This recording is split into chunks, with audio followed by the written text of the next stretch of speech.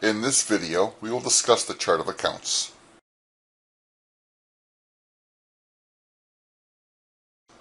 The accounts can be accessed by clicking on Accounts under the Structures section of the Astuity BPM navigation panel. Just like all the other structures, each account has a label, a name, and a description. The account type of an account determines how an account behaves. For example, an income account accumulates from month to month to yield a year-to-date total. An asset account value is at a specific point in time.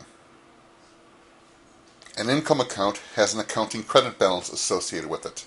An expense account normally has a debit. Income accounts are denominated in units of currency. Employee headcount is denominated in people. Precision represents the number of digits to the right of the decimal point. Bankers' rounding is used to round the numbers that exceed the specified number of digits. Checking the intercompany column will designate the account an intercompany account using the intercompany subaccount table. Checking the elimination column will designate that account as the receiver of the intercompany differences using the intercompany subaccount table.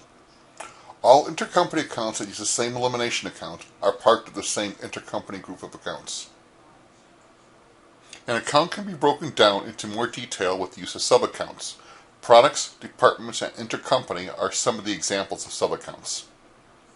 The currency rate type column uses the currency rate type that was discussed in the currency video. This is the default exchange rate that will be used for foreign currency translation. The global column is checked for account values that are not entity or reporting unit specific. For example, days in a month or a tax rate. The values are only entered once. The account information can be entered directly into the grid, or via a form,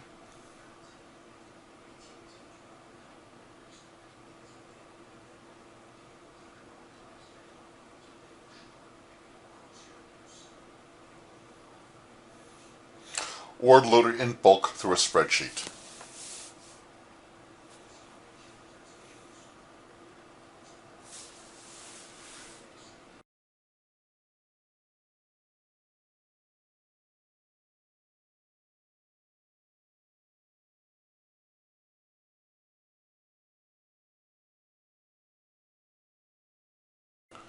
The account type determines how an account behaves.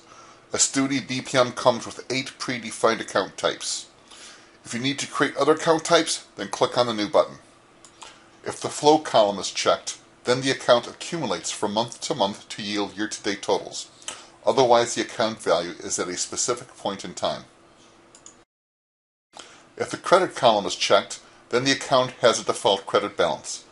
If unchecked, then the default balance is a debit.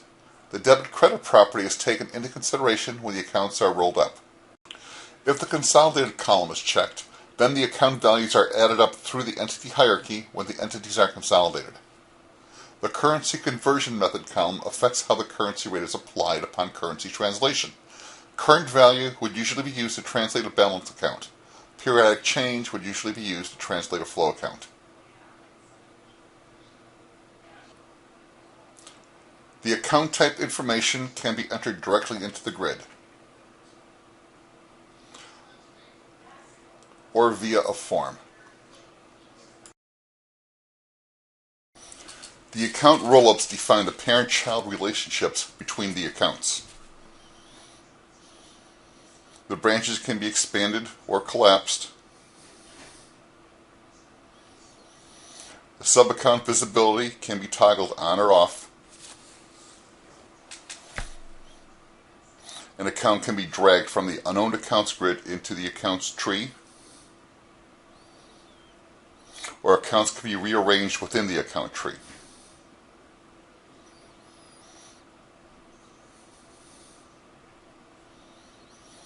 Account roll-ups can be imported in bulk through a spreadsheet.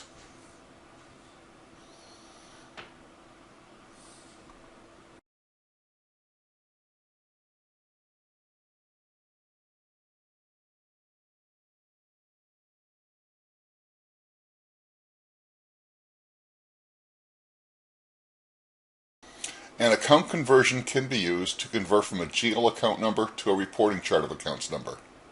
Account conversions are used to bulk load or bulk extract data. Account conversion entries can contain wildcards, match on specific digits or letters, or match on a range of characters. Account conversion tables and account conversion entries can be entered directly into the grid by clicking on the New button. Conversion tables can be maintained via a form, and conversion entries can be maintained via a form.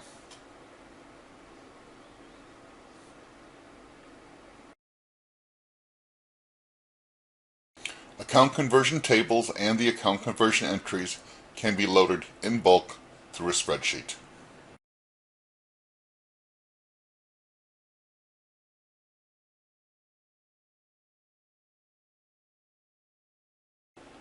That's all for the Chart of Accounts video. Thanks for watching.